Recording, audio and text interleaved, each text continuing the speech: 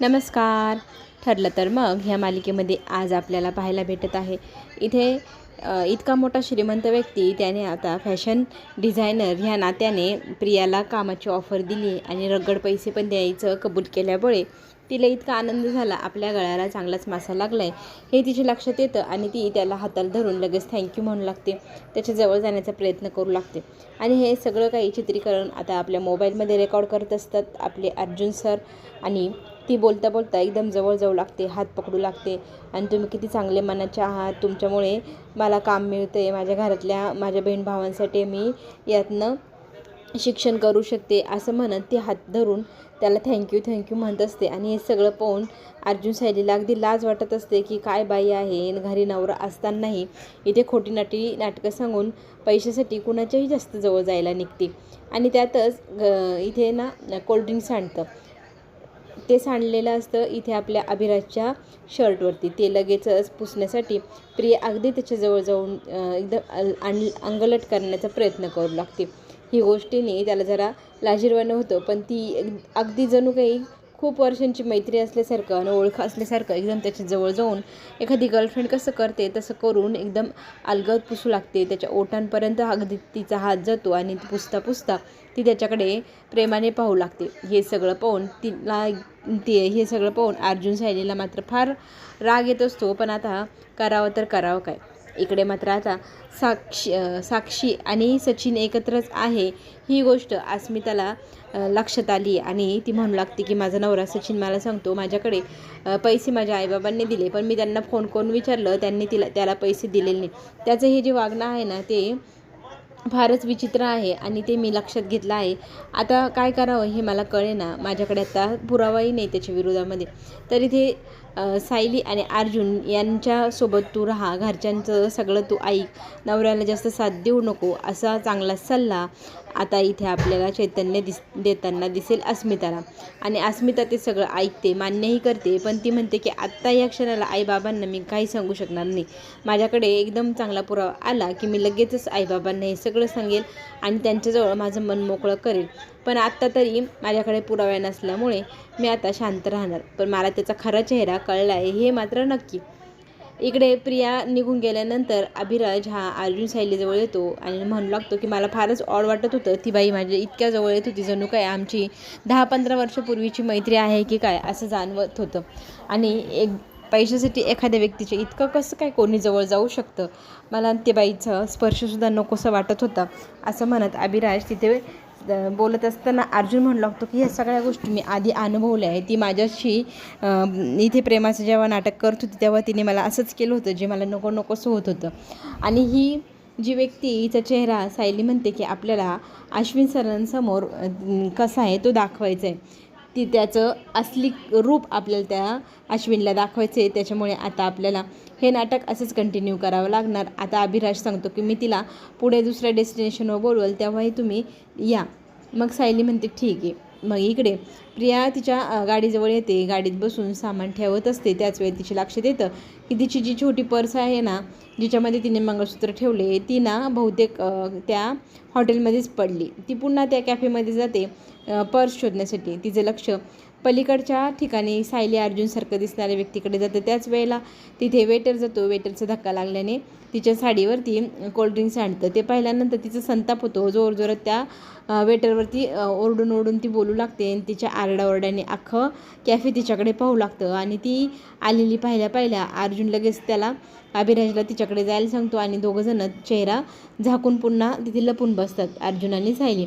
मग अभिराज तन्वीजवळ जातो आणि तिला म्हणतो की काय झालं, तर ती सांगू लागते की काही नाही, यांचा ना जरा धक्का लागला आणि कोल्ड्रिंक्स आणलं, बाकी काही नाही, मी त्यांना जा म्हणालं, काही हरकत नाही अशी म्हणाली.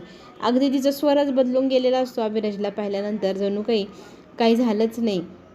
आणि तिच्या अंगावरती कोल्ड्रिंक्स आणल्यामुळे तिनं त्याला टिश्यू पेपर आणायला पाठवते. हे सगळं अर्जुन सायली पाहत असतात. अर्जुन आणि सायलीमध्ये बोलणं चालू असतं की किती विचित्र बाई आहे. तर इथे सायली म्हणू लागते की तिच्या गळ्यात मंगळसूत्र नाही.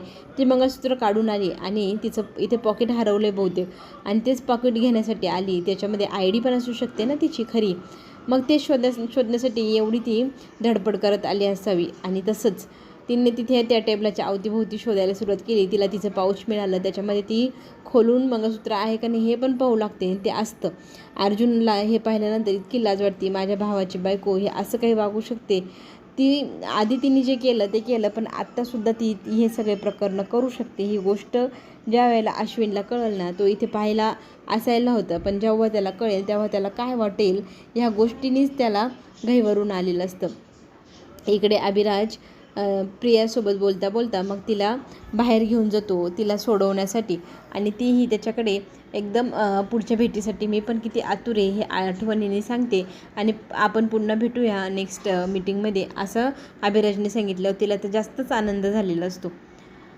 इकडे अस्मिताशी गप्पा मारताना तिला हॅपी करण्यासाठी आणि आपल्या अस्मिताईच्या चेहऱ्यावरचा गोडवा आणण्यासाठी वापस चैतन्य कॉमेडी करू लागतो की मी ना जेव्हा बाळाला सांभाळेल ना तर त्याला सगळ्यात जास्त आवडतं मामा मीच असेल. अश्विन आणि अर्जुनपेक्षा पण बाळ माझ्यासोबत जास्त खेळेल. त्याला लाडका मामा कोण, असे फेवरेट मामा कोण विचारल्यानंतर तो तर सांगल चैतन्यचे.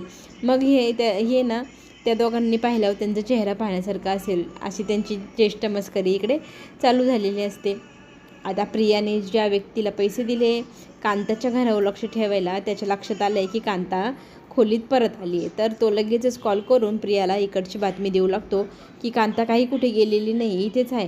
चेहरा लपवून लपवून फिरते. आता ती घरात काहीतरी घ्यायला आलेली होती आणि आता घराच्या बाहेर निघते. तर प्रिया सांगू लागते की तिचा लगेच पाठलाग कर, ती कुठे जाते, कुठे राहते, सगळं काही मला सांग. तर तिच्या मागे मागे लगेचच तो मुलगा पाठलाग करू लागतो, कुठे कुठे चालली सांगू लागतो. त्याच वेळेला काय घडलं की रिक्षासमोरून 2 रिक्षा येतात आणि एका रिक्षात ती बसून निघून जाते आणि हा पाठलाग करणारा व्यक्ती हरवल्यासारखं होऊन त्याला कळलंच नाही की कुठल्या रिक्षात कांता गेली आणि त्याच्या हातातनं कांता निसटली. म्हणून प्रिया त्याच्यावर रागवते, तुला पैसे देणार नाही सांगते, तिचा पत्ता व्यवस्थित शोध तरच तुला पैसे देईल असं सांगून ती फोन कट करते. इकडे अजूनही अर्जुन सायली आलेली नाही हे आणि फोनही उचलत नाही. ही गोष्ट कल्पना आपल्या अस्मिता आणि चैतन्याला सांगते आणि चैतन्याला सांगते काहीही कर, त्या दोघांना शोधून आत्ताच्या आत्ता इकडे घेऊन ये. तर अस्मिता म्हणते तू किती जास्त पॅनिक होते, जरा शांत राहा, येतील ना ते, कुठे नाही जाणार. पण तिचा जीव घाबरा होत असतो. प्रिया हे सगळं आल्या ऐकते आणि त्याच्या लक्षात आलं की हे दोघंजणं कुठंतरी गेले, तर माझ्या पाठलागावर तर नाही गेले, याची ती आता शहानिशा करणार. इकडे सचिनने एका वकिलाला चांगलंच धाब्यावर धरलेलं पाहायला मिळणार. त्या वकिलाच्या मुलीला किडनॅप त्यांनी केले आणि धमकावू लागलेला आहे की आता तुम्ही महिपतची जी केस आहे ती घ्यायची आणि महिपतला केस जेलमधनं बाहेर काढायचं, तेव्हाच तुम्हाला तुमची मुलगी परत मिळेल. तो वकील त्यांच्यासमोर हात जोडत असतो आणि त्या मुलीला काही करू नका, मी तुम्हाला प्रॉमिस करतो की मी महिपतची केस व्यवस्थित हातात घेऊन त्याला सोडवेल. आणि साक्षीला मात्र आता हा जो काही सचिनचा चेहरा आहे तो फारच भयंकर वाटतो आहे. त्या भोळ्या भाबड्या सचिनवरती प्रेम करायची, तो सचिन तर जास्त चालू निघाला आहे हे तिच्या लक्षात आले. अगदी तिच्या बाबांपेक्षा पण भयंकर डेंजर सचिन आहे हेही तिच्या लक्षात आले. त्याच्यामुळे तिला अगदी घाम फुटला आहे. आपण ज्या व्यक्तीवर प्रेम केलं होतं तो व्यक्ती हा नाही हे तिच्या लक्षात आले. पण आता ती घाबरली आहे, तिला काय करावं सुचेना. इकडे तन्वी विचारू लागते की कुठे गेले अर्जुन आणि सायली, अजून का आले नाही, आपण त्यांची चौकशी करायला हवी, शोधायला हवं.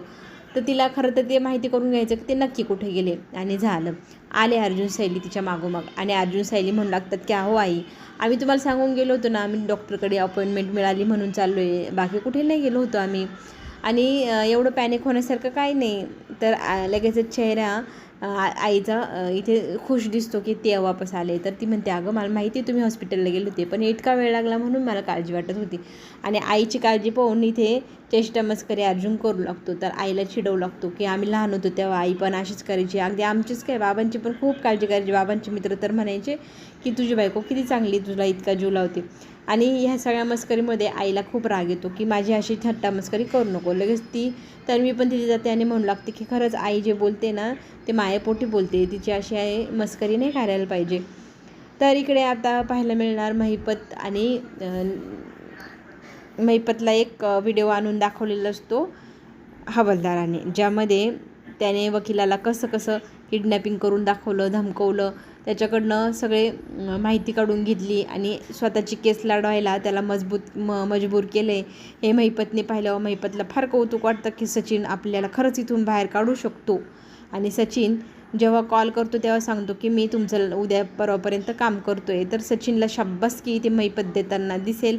आणि साक्षीलाही ते म्हणतात की तू योग्य माणूस निवडला आहे. पण साक्षी म्हणते बाबा मला असं वाटायचं हा माणूस फार सज्जन आहे, त्याच्या प्रेमात मी पडले, पण हा तर तुमच्यापेक्षा पण भयंकर डेंजर निघाला आहे.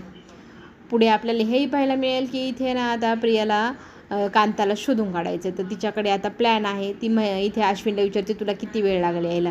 तर तो म्हणतो एखादा तास तरी लागेल. मग ती वकिलाची आता गाठभेट घेते फोनवरतीच आणि वकिलाला सांगते की एका घरावर नोटीस लावायची आहे, ती पण लीगल, की हे घर गहाण आहे आणि ते जप्त करण्यात येणार आहे अशी नोटीस बनवून ती त्या दारावर लावते. त्या दाराच्या बाहेर आरडाओरडा सुरू होतो. आता कांताला जेव्हा ही गोष्ट कळेल त्यावेळेला कांता तिथे पोहोचेल आणि मग प्रिया तिला ताब्यात घेईल असा प्रियाचा डाव आहे. अर्जुन सायली आता ते शोधत आहे की असं कसं झालं, कांता मावशीच्या घरावर अचानक कसं काही नोटीस लागली आहे. सायली विचारू लागते की तिचं घर खरंच जप्त होईल का, आता काय करायचं हा प्रश्न त्यांच्या दोघांपुढे उभा राहिला आहे. चला तर मग पुढे काय होणार पाहण्यासाठी आपण पुन्हा भेटू. धन्यवाद.